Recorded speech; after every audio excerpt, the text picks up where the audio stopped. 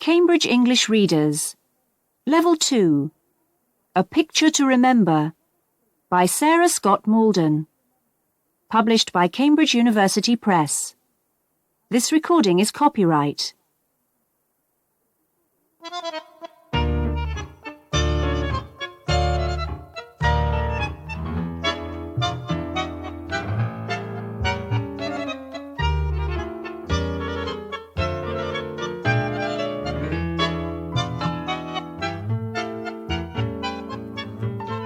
A Picture to Remember by Sarah Scott Malden.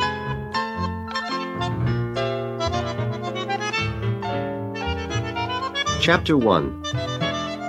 Christina's Motorbike.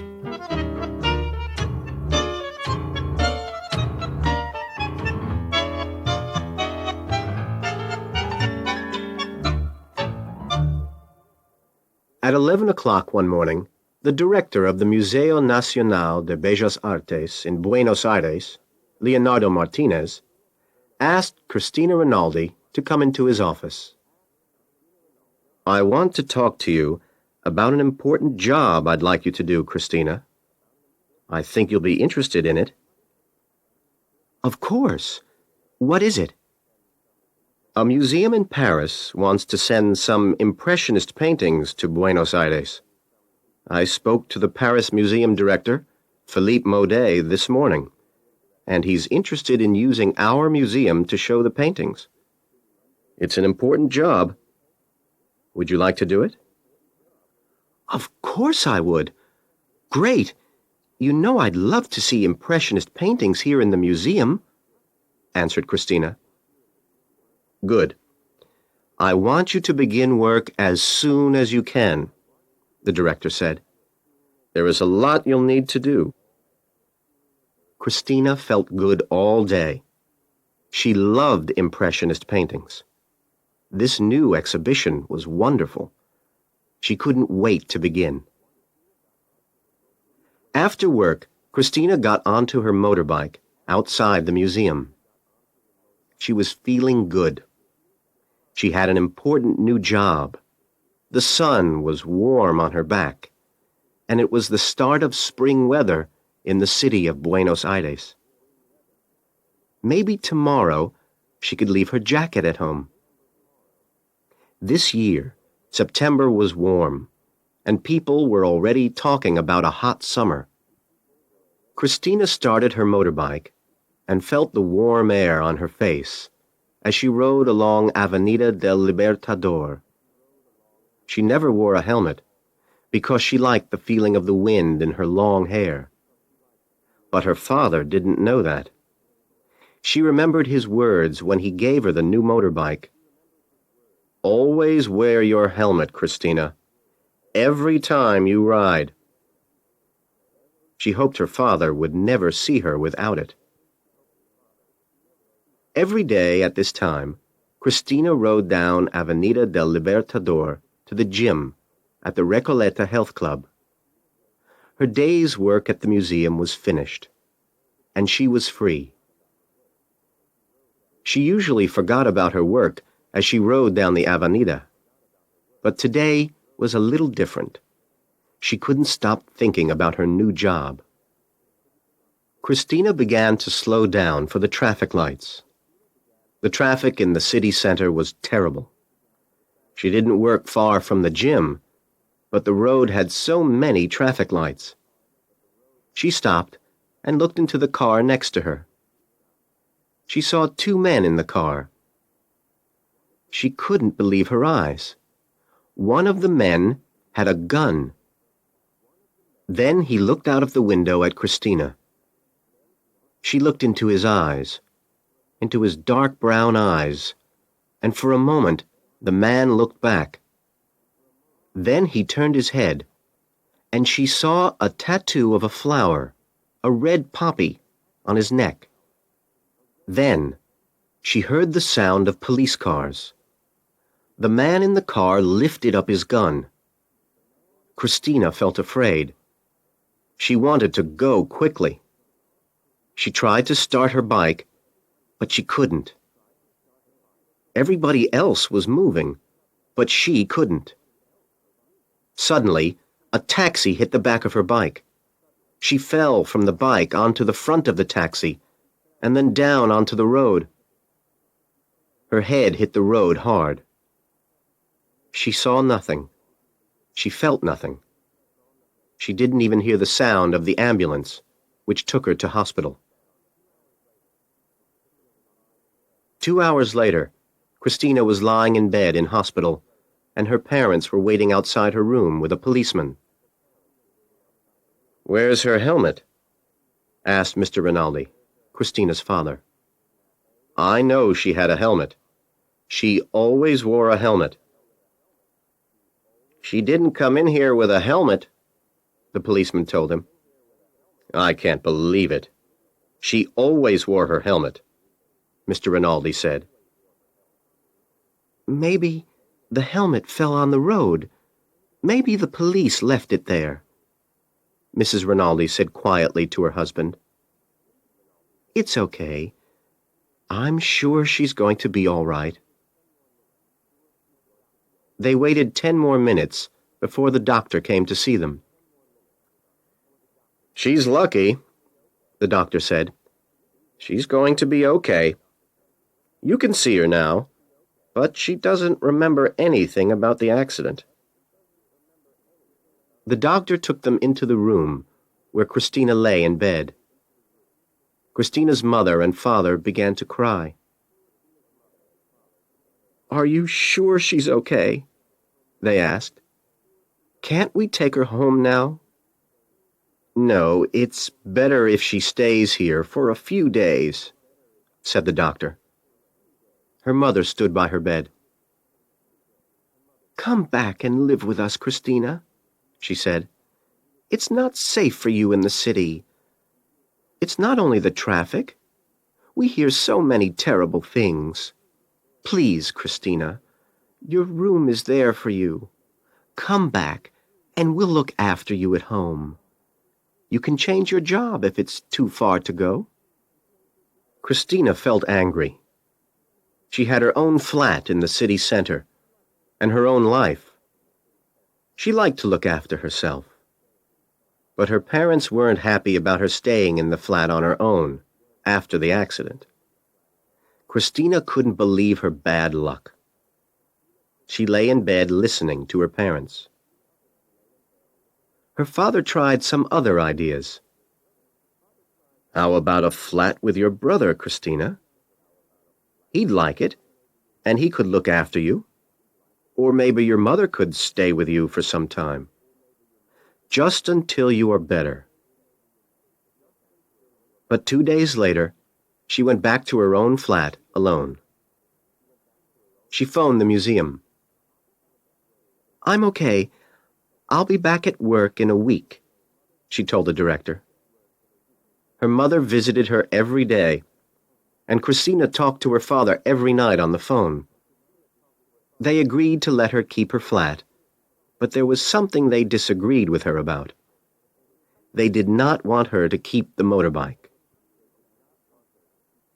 All of Christina's family talked about Christina's bad luck. "It's the traffic in the city center," her aunt said when she phoned Christina. "It's the same at 4 in the afternoon and 3 in the morning. Those taxi drivers go too fast, and they don't look," said her uncle, who drove a bus through the city center every day. The story of the accident was in the newspaper, a short story on the 3rd page. Christina's name and job were there, but there was not a lot about the accident. Christina's brother cut the story of her accident out of the newspaper and put it on the fridge in his flat. It wasn't every day that his sister was in the newspaper. But Christina herself was worried. She couldn't remember anything about the accident except the sun on her back when she was riding down Avenida del Libertador. But she wanted to remember. The police were still asking questions. The taxi driver said Christina was sitting there on her motorbike in the center of the road when the traffic lights were green. The doctor said she was all right, but Christina felt strange. She got headaches, and she tried hard to remember what happened, to find answers, but she couldn't remember anything. Chapter 2. A Plan to Kill. In another area of the city, Roberto Boccuzzi and his brother Carlos were afraid. They were afraid that the woman on the motorbike who saw their faces would tell the police. Roberto and Carlos had $50,000 from a bank robbery, and now they were rich. But they couldn't enjoy the money because the police were looking for them, and this woman knew their faces. They didn't want her to tell the police, so they waited and made plans. They made plans to kill the woman on the motorbike. A week after the accident, Christina went back to work. She felt better, and she really wanted to go back to her new job as soon as possible. She only got a headache now at the end of the day, when she was tired. Her mother stopped visiting her in the flat, but she bought a lot of food. She put it in the fridge so that Christina didn't have to go shopping for a few days. Christina went back to her old life. She wanted to go back to the gym, too, but it was too early. "Be careful for a week or two," the doctor said. "Don't do too much. Remember, you were lucky. You can't remember the accident, but it was a bad one. You lost your memory, and you were lucky not to lose your life." For 2 weeks, Christina worked on the Impressionist exhibition. She read a lot about the Paris Museum and made plans for the director of the museum, Philippe Maudet, to visit Buenos Aires. She took the bus to the museum in the morning now, or walked when she had time. She worked all day and then went home. She went to bed early and tried to rest a lot. A few weeks after the accident, Christina went back to the Recoleta Health Club. She looked through the window into the office and smiled at the two people in there, Florencia and Danielle. Florencia was the receptionist, and Danielle was the gym manager of the health club. Danielle was new there, but he already looked at home in the gym. He spent most of his time in the office, but he exercised a lot when the gym was closed to other people.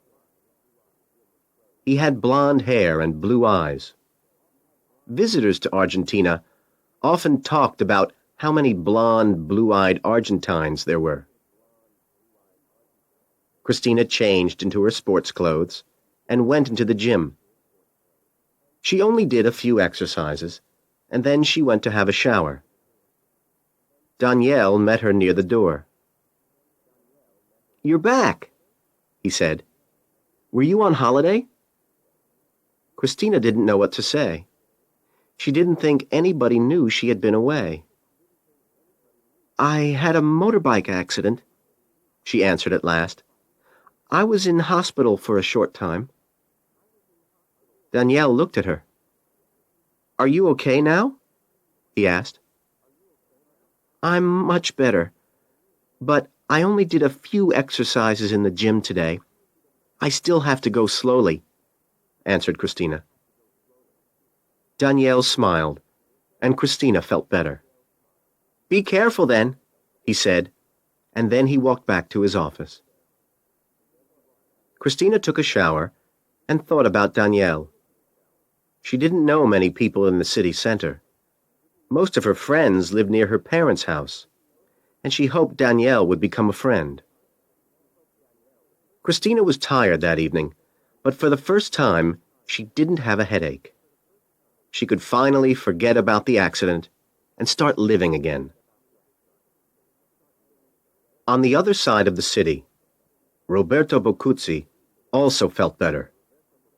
He and his brother Carlos bought all the newspapers from the day of the robbery and the motorbike accident and looked at them carefully. They read a lot of stories about the bank robbery, and then, finally, they found a story about the motorbike accident. It said that the woman worked in the Museo Nacional de Bellas Artes. They now knew who the woman who saw them was. Every morning, for almost a week, Roberto stood outside the museum and waited. But he didn't see her.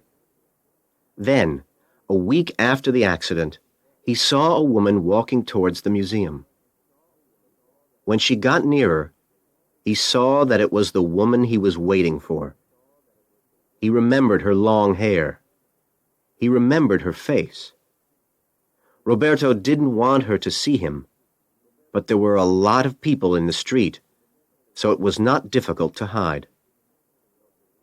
She walked quickly past him, and she didn't look at him. She walked through the door of the museum. Roberto looked at his watch. It was just before 8:30. Roberto went to the bar behind the museum, the Café de las Artes. He bought a cup of coffee and phoned his brother. Then he left the area quickly and took the bus home. At 3:00 that afternoon, Roberto left his flat again. At the bus stop near his home, he waited for one of the colorful old city buses. The ride across the city center was slow and uncomfortable, but at 4:00 he was outside the museum. He saw Christina leave the building at 4:30. He followed her along Avenida del Libertador. She walked so fast that he almost had to run. After about 15 minutes, Roberto watched Christina walk in through some glass doors. Above the doors, he saw the name Recoleta Health Club in red letters. Roberto found a bar with tables outside. From his table, he could see the door of the health club. He waited until he saw Christina leave the gym and followed her home. He followed her for a few more days. He wanted to know if she did the same thing every day. He also wanted to visit the gym before he decided how to kill her. Chapter 3. All the way from Paris. Christina's days were nearly always the same. She began work at the museum at 8:30 and left at 4:30. Then she went to the gym after work and stayed there for about an hour and a half. Then she went back home. She sometimes stopped at the supermarket on her way. Roberto and Carlos watched her for 6 days until their plan to kill her was ready. Christina, on the other hand, did not feel that her life was the same as before. The museum and her hours were the same, but her work was very different. The new exhibition was keeping her very busy, and she was very happy. Christina was sitting in her office when the phone rang. "Hello? Museo Nacional de Bellas Artes? Christina Rinaldi speaking." "Oh, Christina, hello." Christina knew the French voice. "Hello, Philippe. How is everything?" "Fine, thank you. How are you?" asked Philippe. "Great. When are you arriving?" "On Wednesday. My plane arrives in Buenos Aires at 9:15 in the morning. I'm traveling with Air France. The flight number is AF602. Will anyone be there to meet me?" "Oh, yes, I'll be there. I'll meet you and take you to your hotel. Then, when you're ready, you can come to the museum." "That's fine. Thank you, Christina. I'm flying back to Paris on Monday, so I'll have time to look around Buenos Aires a little. Everyone tells me it's a beautiful city. so I'm going to be a tourist as well as a museum director." "Good idea. There's so much to see. I think you'll like it," answered Christina. She liked the sound of this man's voice. "I'm looking forward to meeting you." "Me too. I'll see you at the airport on Wednesday." "Have a good flight." "Thank you. Goodbye." Christina put the phone down and looked at the picture of the Claude Monet painting she had on the wall in her office. When she was 15 years old, she went to France with her parents and fell in love with that painting with its field of red poppies. She went to see every Impressionist painting she could find in Paris. She spent hours in the museums and didn't want to leave Paris. Her parents understood then that she was serious about studying art at university. She kept the picture on the wall in her office because it made her feel good. She had the same picture on her bedroom wall. She often looked at it when she was thinking. But today, she looked away from it quickly. There was something strange about the picture today. It didn't make her feel happy. It gave her a strange feeling inside. She didn't know why. Maybe it was because she was thinking so much about the new exhibition. An exhibition of 37 paintings was a lot of work. She had a lot to do before Philippe arrived on Wednesday. She took her notebook and left her office. She had to talk to somebody about the lights for the exhibition. That afternoon, she left the museum a little later than usual. Carlos Bocuzzi was still outside, but he was getting tired of waiting. Maybe she went home early. Maybe she's ill. Maybe she's working late, he thought to himself. Just then, Christina came out of the museum, and Carlos followed her. Christina walked into Plaza Francia as usual, but then stopped for a moment. She looked up at the white stone bodies of the monument in the center of the plaza. The French people who lived in Buenos Aires gave this monument to the city in 1910. This was the monument she could see from her office window in the museum across the street. Now she was thinking about France and the French paintings that would soon be in the museum behind her. Carlos stood in the Plaza Francia. Most of the other people there were students from the university building behind the museum. They stood around in groups. They were waiting for friends and talking. In the park, behind Carlos, the dog walkers of Buenos Aires were taking their dogs for their afternoon walk. Each girl or boy had 7 or 8 dogs that needed a walk morning and afternoon. It was often a job for young people who wanted to earn some money.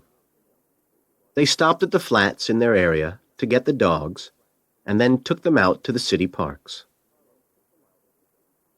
Carlos was watching Christina and thinking.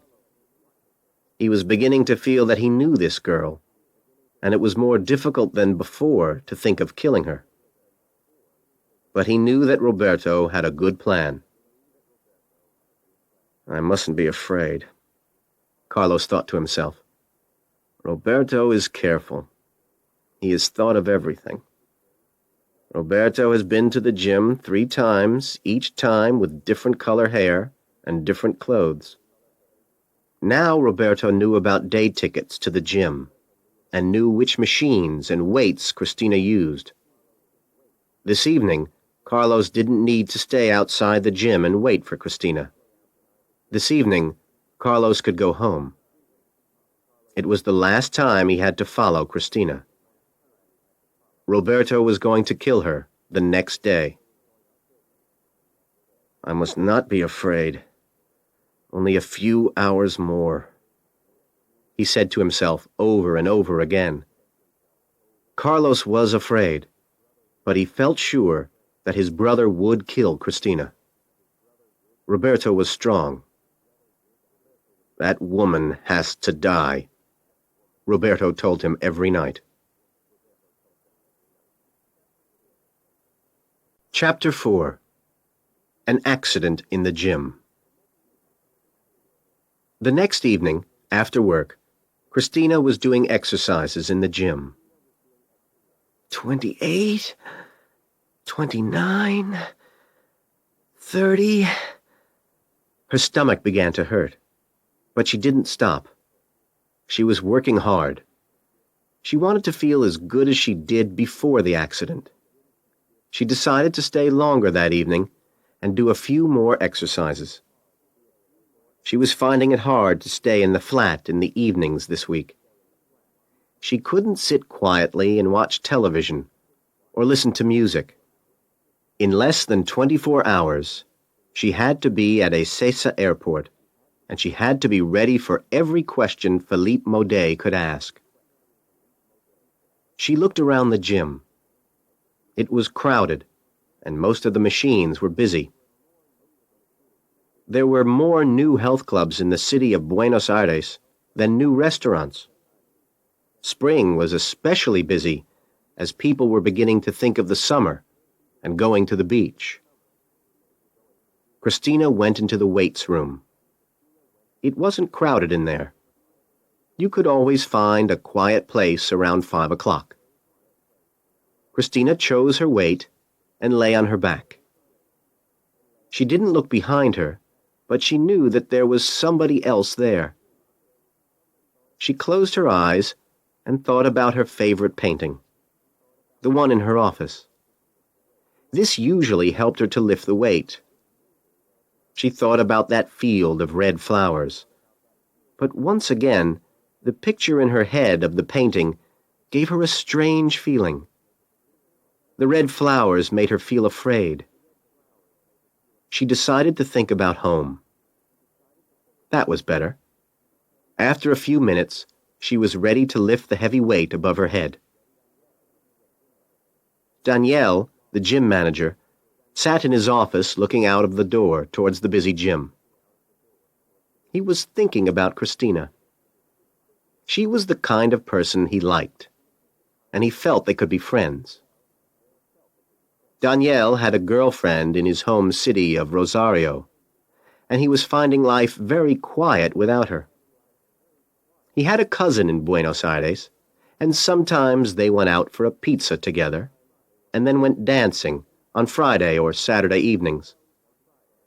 But Daniel wanted to find some friends of his own and start to build a life in the city center. Christina was the first person he wanted to make friends with. He wanted to ask her to go out for a pizza that weekend. Suddenly, Daniel heard a shout. He got up quickly and ran out of his office. Somebody was hurt in the weights room. People were already there.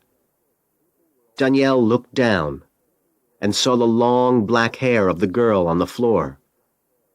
It was Christina. "Are you okay?" Daniel asked. "I'll call an ambulance." She wanted to get up. Her arm was hurt, but she didn't want to stay on the floor.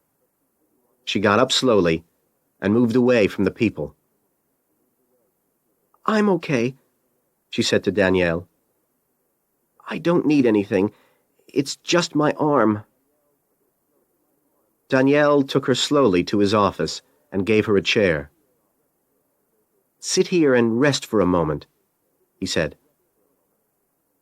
After a short time, Christina looked a little better. "I feel much better.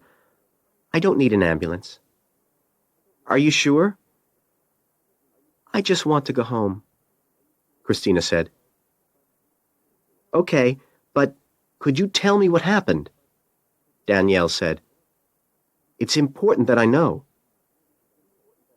"I'm not really sure," Christina said quietly. "I think the weight fell, but I moved just in time. It hit my arm. Maybe it was too heavy for me." "Accidents do happen sometimes," Danielle said. "The important thing is that you're all right." Daniel then went to look around the weights room. He looked at the heavy weight on the floor. "Christina must be strong," he thought. He went back to his office. He wasn't sure that Christina was telling him everything about the accident.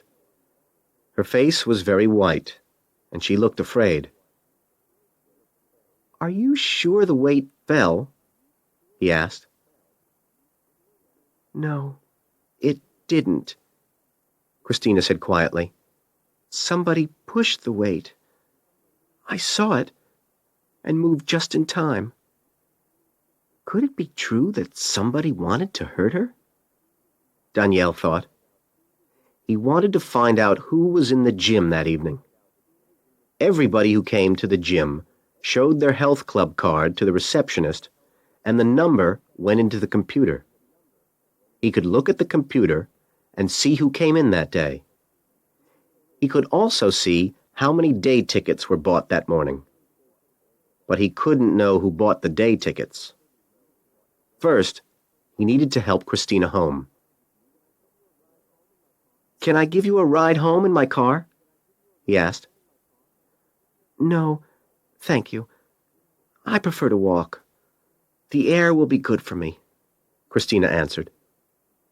Then she stood up. She didn't feel well. "Maybe that ride is a good idea," she said. Before Daniel left the office, he spoke quickly to Florencia. He asked Florencia to try and remember anything she could about visitors to the gym that week. "I'll be here early in the morning. Maybe you can tell me then what you remember," he said to Florencia as he left the gym. Christina was a little afraid. She wasn't sure about going in Daniel's car. He looked kind and friendly, but she didn't even know his full name. She was going to say that she wanted to walk, but then he said, "Don't worry. I just want to be sure that you get home safely." Christina got in. She wasn't afraid now. "I think I've found my first friend in the city," she thought, as he drove her home. Chapter 5. Looking good, feeling bad. Christina opened her eyes and looked at her watch. It was 6:30 in the morning. She tried to move, but she felt bad. She felt her arm. It was very difficult to move. She closed her eyes again. She couldn't believe it. It was a very important day for her, but she couldn't get out of bed. It was now nearly 7 o'clock, and she still couldn't move her arm. Any other day she could stay in bed, but not today. Philippe Maudet was arriving in Buenos Aires in less than 3 hours, and she had to give a talk about the exhibition at the museum. She had to get up. Her arm felt better after a shower, but hurt when she brushed her hair. She went into the small kitchen in her flat and made a large cup of coffee. She didn't usually eat much breakfast, but this morning she felt that she needed some. She found some bread in the cupboard and put some dulce de leche on it. The sweet taste was really good. She walked back into her bedroom. She was trying not to think about the accident, but she couldn't stop. She looked at the clock and saw that it was time to get dressed. She didn't feel good, but she wanted to look good. She tried on a short black skirt. It didn't feel comfortable. She usually wore that skirt to go out with her parents, and it didn't feel right today. She tried on a brown suit, and then a green jacket and skirt. But she wasn't happy with them either. At 7:45, she decided on a pair of black trousers and a white shirt. She went back into her small kitchen. Her arm was hurting a lot again. She took some medicine, and then she wrote down a number from the book near the phone. It was her doctor's phone number. "Maybe I'll call later about my arm," she said to herself. Then she left her flat and went to find a taxi. On flight AF 602, Philippe Maudet got up from his seat and walked down the plane towards the toilets. He didn't feel good. It was difficult to sleep on the long flight. He cleaned his teeth, shaved, and washed. That felt a little better. He went back to his seat and sat down to eat his breakfast. Only about 2 hours to go. The man next to Philippe wanted to talk. Philippe smiled at him and answered questions about who he was and where he worked. The man was a porteño. He was born in the city of Buenos Aires. He wanted to tell Philippe everything about Buenos Aires. They looked at a map of Buenos Aires while the man talked about his city and its buildings. He told Philippe about the different parts of the city that he must visit. La Boca, with its colorful little street called Caminito, full of color and life. The small metal houses there are blue, green, red, and yellow, and the painters work and show their paintings in the street. He talked about San Telmo and its old buildings. In the restaurants and theaters of San Telmo, you can see tango dancers and hear the real music of Buenos Aires. He talked about the Plaza de Mayo and the pink building, La Casa Rosada, where the president of the country works. He talked about the shops and the nightlife. The city never sleeps. You can eat, drink, and dance until the morning. They were arriving in Buenos Aires on the 21st of September, the first day of spring, and Students' Day. On this day, the students in Argentina begin their last part of the school year. Across the country, the city centers are full of young people enjoying themselves. They walk around the parks and go to bars and restaurants. Philippe was interested. He was looking forward to seeing Buenos Aires. People called it the Paris of South America, and he was sure that he was going to like it. Roberto and Carlos Bocuzzi were still asleep at 7 o'clock that morning. Roberto opened his eyes and remembered where he was. He remembered that Cristina Rinaldi was still alive. He closed his eyes again. He wanted to believe that he and Carlos were free to spend their money and live a good life without being afraid. He wanted to believe that Cristina was dead. But he remembered every moment of the evening before in the gym. He was using one of the weights in the weights room. Cristina was there in front of him, ready to lift a heavy weight. She was wearing gray shorts and a white t-shirt. She was slim and pretty.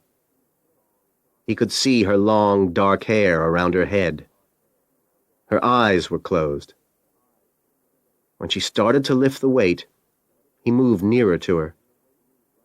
When the weight was right above her head, he ran forward and pushed the weight down hard. She opened her eyes and looked at him. She saw the weight falling and moved just in time. The weight hit the floor. Then she shouted, and people from the other room ran to her. Roberto left quickly and quietly. He remembered it all. He knew that she was still alive. He got out of bed and walked into his brother's room. He wanted to talk. They needed a new plan.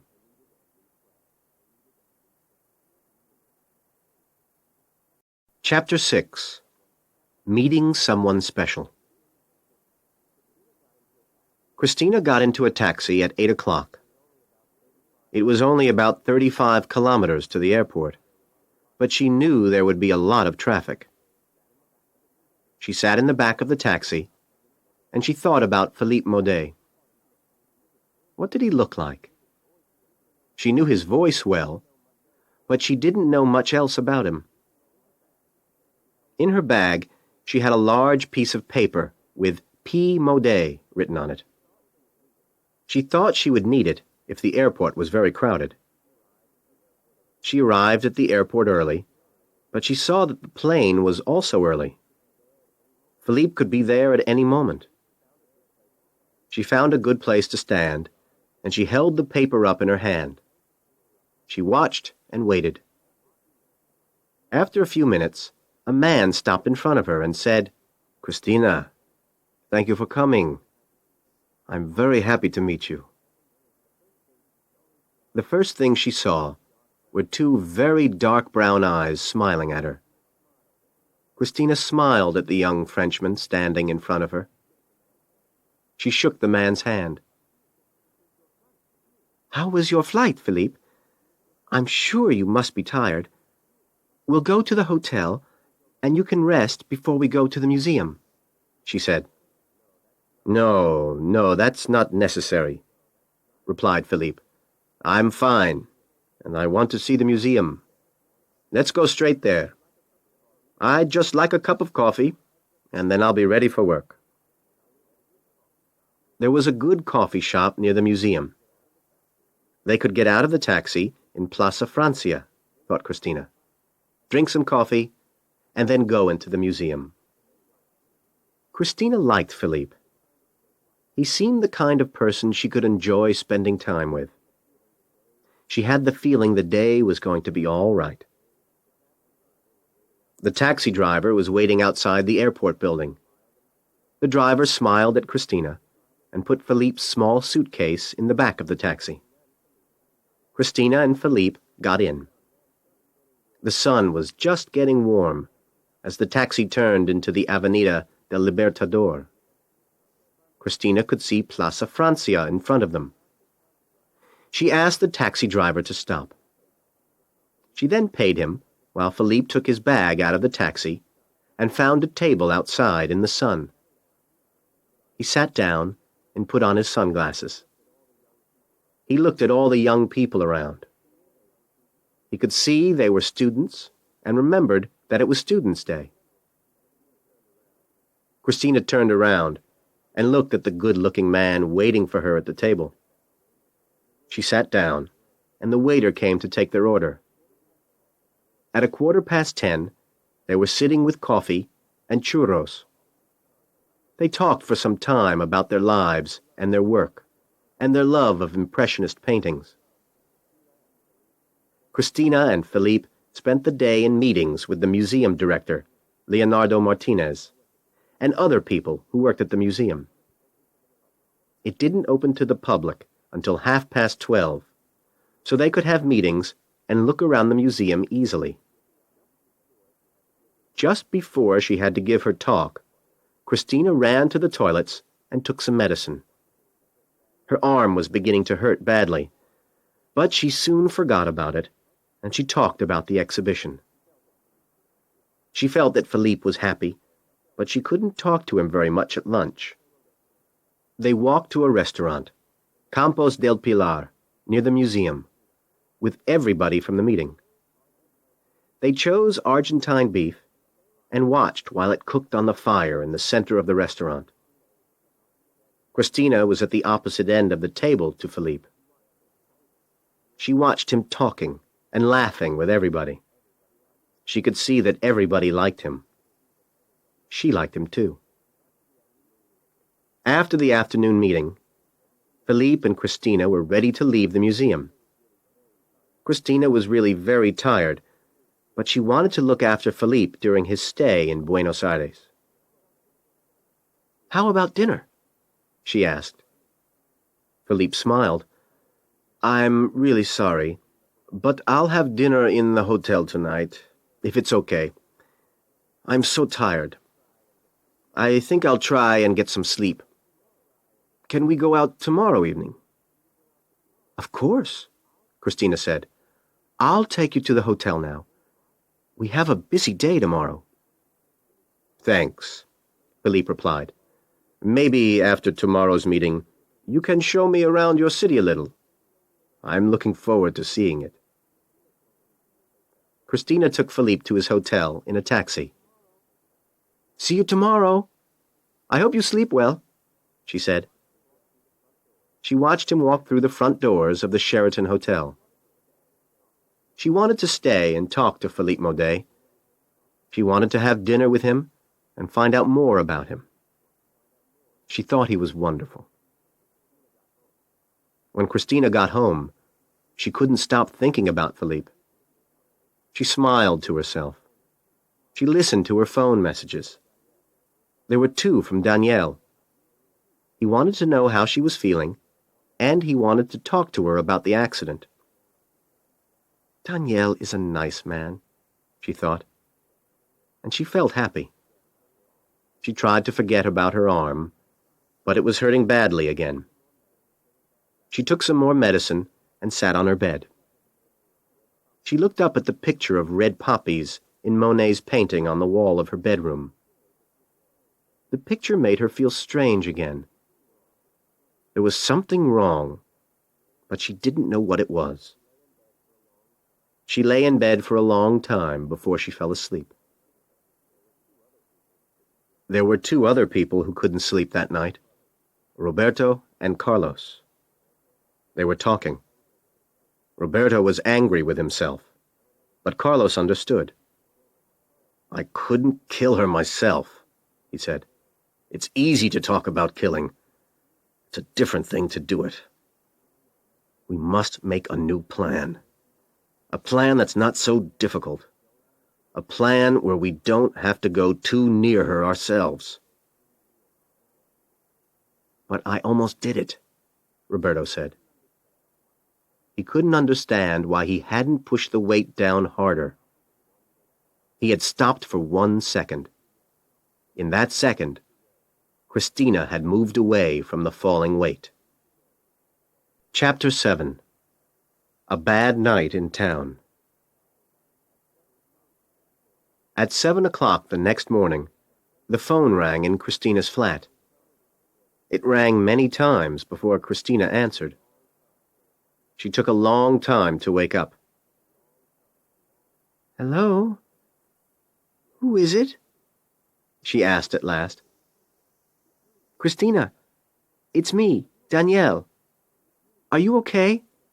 You didn't phone me back yesterday. Is everything all right? Well, I'm fine, but I don't like this feeling that somebody is trying to hurt me. That's why I'm phoning you. Do you want to go to the police with your story? I don't think so. I know I saw the man in the gym who pushed the weight, but I don't think I could tell the police what he looks like. I don't know him. Okay, Danielle said, but I'm worried about you, Christina. Would you like to come to the club tonight and talk about it? I'm sorry. I have to go out. But I can probably come to see you quickly after work, Christina said. Okay. See you later, then, Danielle answered. Thanks for thinking of me. Christina meant it. Danielle was very kind to her. Christina got ready and walked to the museum. She arrived a few minutes before 8:30, but it was not quiet. The museum was full of life. Christina sat in her office for a moment. 3 people looked in through the door at her. Hi, Christina. Great talk yesterday. Everything's going really well, Christina. Hi, Chris. Good luck today. There were smiling faces and kind words everywhere. She heard Philippe Maudet's voice outside her office and went out to meet him. Christina and Philippe spent another day in meetings. After lunch, Philippe showed the museum directors photographs of the paintings he wanted to bring to Buenos Aires. He had a photograph of the painting with the red poppies, the same painting that Christina had in her office and her bedroom. Christina took the photograph in her hand. Suddenly she felt cold and sick. She didn't know why. This was her favorite painting. It was strange that it was making her feel like this. She passed it quickly to the person on her left. At 5:30, Philippe turned to Christina and said, "How about our walk around the city? Is it still okay?" "Yes, of course. Do you need to go back to your hotel? I could meet you there if you want," said Christina. "No, there's no need. Let's go now," answered Philippe. He took his jacket and followed Christina out of her office. The two of them left the museum and walked down Avenida del Libertador. Christina showed Philippe the Recoleta cemetery. She told him the story of General San Martin, who was the Libertador, the man who made Argentina free. "And there, above the buildings and the trees, you can see the top of the English Tower," Christina said. "It's the same as Big Ben in London. The British people who lived in Buenos Aires gave the tower to the city in 1910. Philippe smiled. "You'll want a tower like the Eiffel Tower from me before I leave," Philippe said. "No, I'll be happy with 37 Impressionist paintings." Christina smiled, and they walked on down the Avenida. As they walked, Christina decided to stop at the gym so that she could talk to Danielle quickly. Then they could get a taxi and drive around the center a little. They could drive to Plaza de Mayo and see the famous buildings there, then come back to have a drink in a bar in the Plaza San Martin. After that, they could walk on to the new area of Puerto Madero. She wanted to take Philippe to the restaurant where her father took her on the day she got the job at the museum. Then, after dinner, they could go to San Telmo and see a tango show at El Viejo Almacén. She couldn't let Philippe leave without hearing the real music of Argentina. Soon they were outside the Recoleta Health Club. "This is the gym I go to," Christina explained to Philippe. "I had an accident in here 2 days ago, and I need to talk to the manager for just a minute. Do you mind if we go in for a moment?" Christina asked Philippe. "That's fine. I'd be interested to see inside," said Philippe. They went in and walked past Florencia, the receptionist. She smiled at Christina, but stopped Philippe. "Excuse me," she said. "I need to see your club card, if you don't mind." "He's a friend of mine," said Christina. "We just wanted to talk to Danielle for a moment." "I'm sorry." "That's okay," said Florencia, and she phoned Danielle's office to tell him he had visitors. Christina found Danielle and introduced him to Philippe. They talked for a moment about the gym and their jobs. Then Danielle turned to Christina. "I wanted to show you the names of people who came here in the last few days. The only problem is that we don't have the names of the people who bought day tickets." Christina looked at the names, but there was nobody she knew. "I'm sure I don't know the man," she said. "I didn't see him clearly, but I'm sure I don't know him." "Okay," said Danielle. "Florencia isn't sure either, but I'll talk to some more people. Maybe somebody else saw this man." "Thanks, Danielle," said Christina. "I'll see you soon." "Nice to meet you," Philippe said to Danielle. Danielle shook his hand and smiled. "And you," he said. Daniel watched the two of them leave. He would like to be with someone tonight, and thought about his girlfriend back in Rosario. Christina and Philippe walked out of the front door of the gym together. "Let's get a taxi to La Plaza de Mayo from here," said Christina. "Okay, and on the way you must tell me more about this accident," said Philippe. "It sounds like a strange story." They stopped at the side of the road to look for a taxi. There were always black and yellow taxis around, but sometimes it was difficult for them to stop in the heavy traffic. Suddenly, an old Peugeot 504, which was parked on Avenida del Libertador, started and drove towards them. Christina was looking for a taxi when she saw the Peugeot coming right at them. She shouted and pulled Philippe back from the road, but it was too late. The car hit Philippe and then drove away along the Avenida. Chapter 8. Getting Help. An hour later, Christina was sitting on a chair in Philippe's hospital room.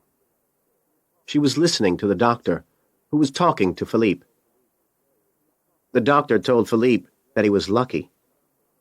His leg was badly cut, but not broken. The doctor's words gave Christina a strange feeling. When she was in the hospital, the doctor had used the same word. Lucky.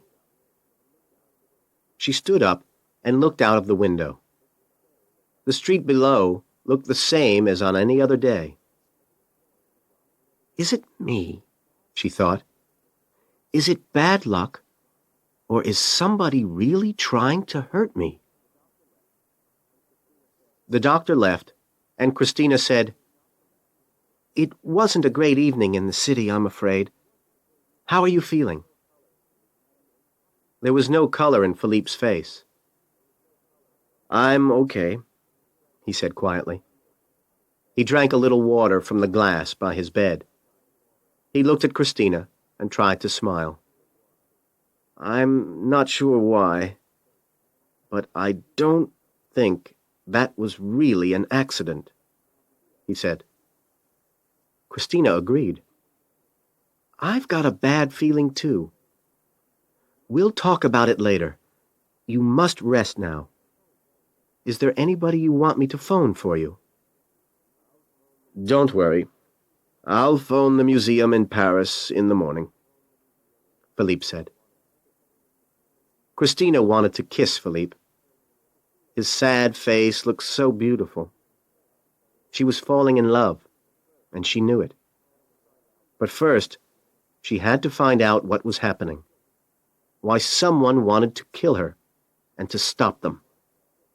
She needed to speak to Daniel. She walked quietly out of the room and went to look for the nearest phone box. Christina now felt that things were different.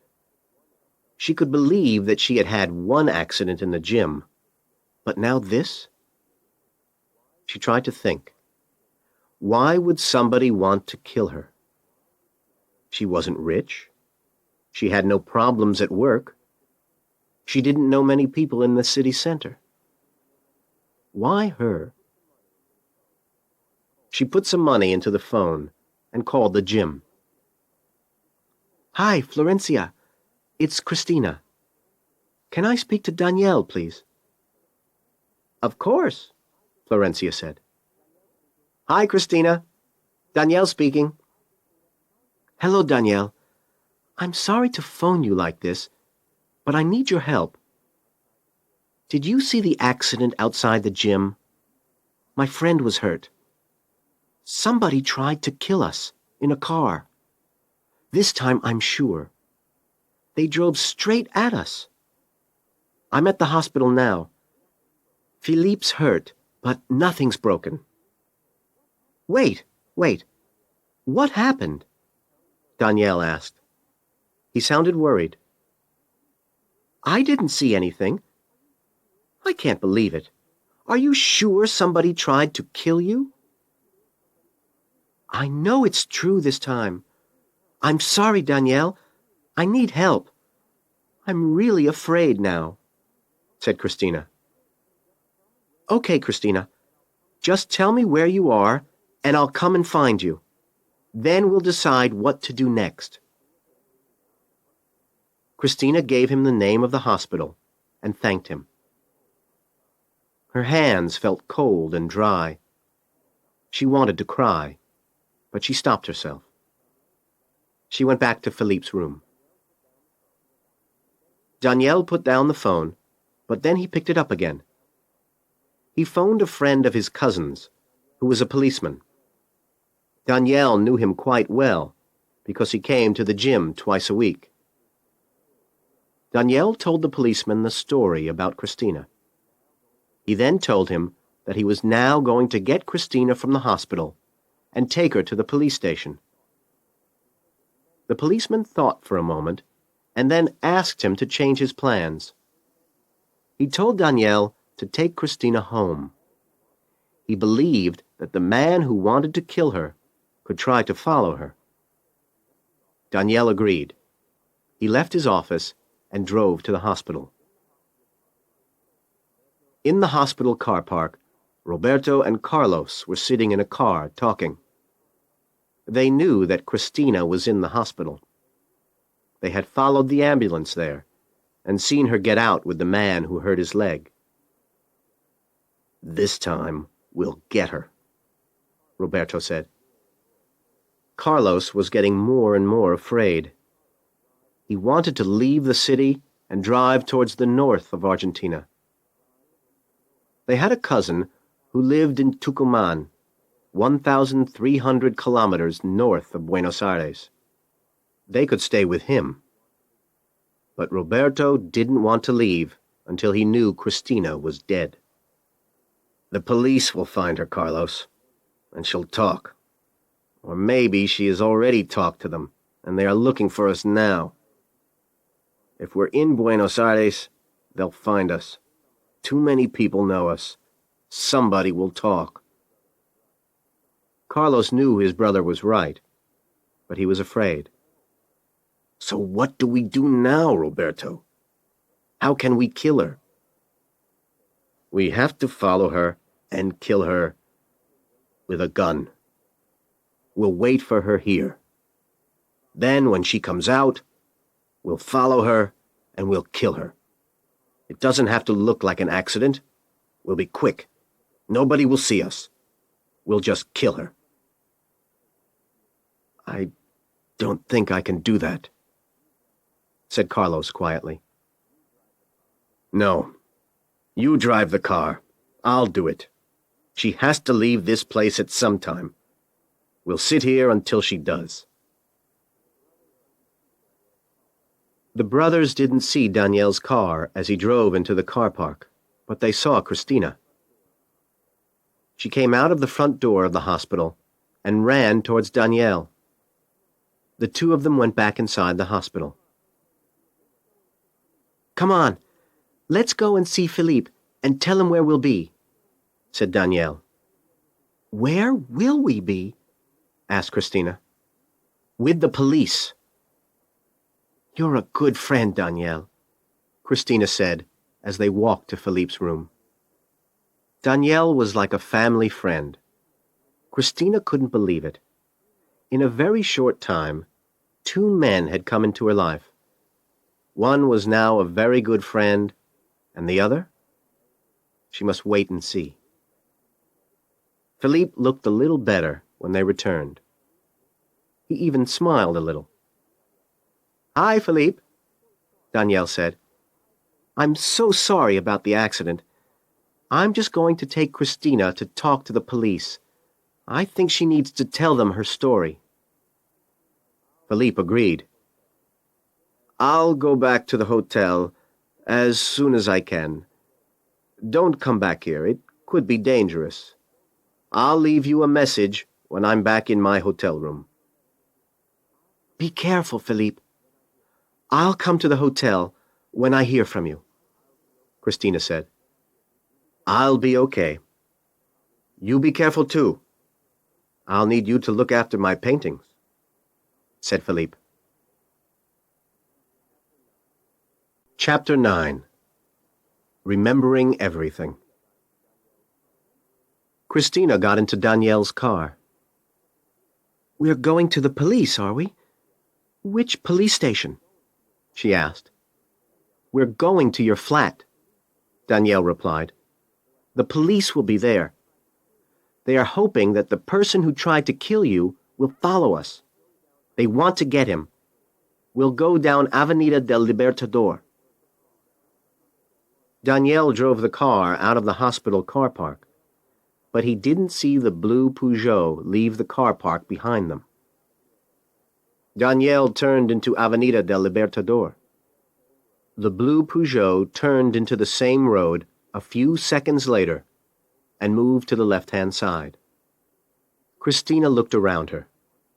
She couldn't believe that less than a month before, she was riding her motorbike down this avenida every morning and every evening without a care in the world. Now she had no motorbike and lots of problems. Danielle drove slowly through the heavy traffic. There were a lot of people around as usual. Many of them were on their way to have dinner in the restaurants of Recoleta. People in Buenos Aires never really have dinner before 10 o'clock in the evening, and the city center was busy until at least 3 o'clock in the morning. All the traffic lights were red. It was always the same. She looked at Daniel beside her. He looked tired and worried. He wanted to get Christina to the police quickly. He slowed down at some traffic lights as they were changing to red. Christina turned her head and looked into the car next to them. She saw 2 men. The man who was driving the car was looking at the road in front of him. The man sitting next to him looked out of the window at Christina. She looked into his eyes, and she couldn't look away. She looked into the dark brown eyes of that man, and for a moment he looked back. Then he turned his head, and she saw the tattoo of the red poppy on his neck. Suddenly, Christina remembered everything. She remembered the eyes of the man, and the red flower on his neck, the poppy. She remembered the car, and the sound of the police cars. She knew that these were the same men who had tried to kill her in the gym. The same men who had driven their car at Philippe. And then she remembered the gun. The same gun that the man was picking up now. The same man, the same gun. The same red flowers in the field of the painting she loved. "Go, Danielle! Move! He's got a gun! He's going to kill us!" she shouted. Danielle drove through the red light and on down the avenida. The other car followed. Danielle didn't have much time to think. He drove along the avenida as fast as he could. "What shall I do?" he asked Christina. "Turn into Calle Montevideo. We'll go past my flat. That's what the police wanted. I'm sure they'll be there," answered Christina. The Peugeot was still following them. Danielle turned into Calle Montevideo. Christina saw the 2 light and dark blue police cars parked across the road near her flat. "Slow down, Danielle. Stop here. It's okay. We'll be okay." Danielle stopped the car suddenly and pushed Christina down onto the floor of the car. The Peugeot behind was going so fast that Carlos couldn't stop it. He tried, but the car turned right and left and right again. Then it hit one of the police cars and turned over. There was a lot of noise. People were shouting. Christina wanted to look out, but Danielle said, "Stay there. It could still be dangerous." After another long minute, it was quiet, and 2 policemen came to open the door of Danielle's car. "You can come out now. It's safe," one of them said. Then they heard the sound of an ambulance. It came into the street and stopped near the Peugeot. Christina stood still. She didn't want to watch, but she couldn't stop herself. The police pulled a body from the Peugeot. Christina couldn't see if the man was alive or dead, but she could see the blood. Men carried the body to the ambulance. When the door was closed, the ambulance drove off to the hospital. Christina could see the other man, the man without the tattoo of the poppy, sitting in the police car.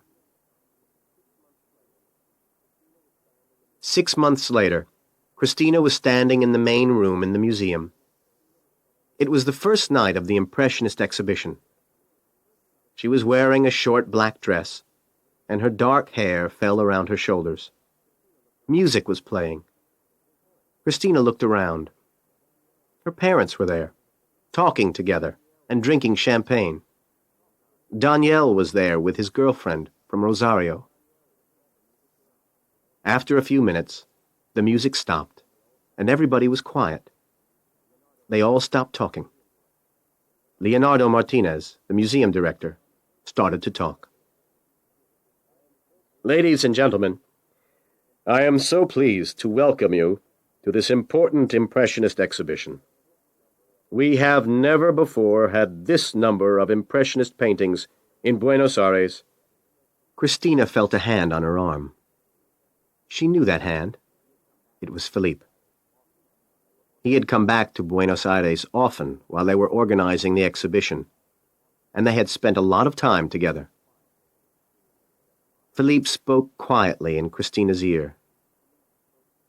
"It's really happening. Your parents and friends are here. The paintings are here. Monet's poppies are here. And we are here together to see them too." "I know. It's wonderful. I wish you and your paintings could stay here forever." "No, I have to go home. But I want to ask you something. When I take my paintings home, will you come with me?" Christina smiled at him with love in her eyes and nodded her head.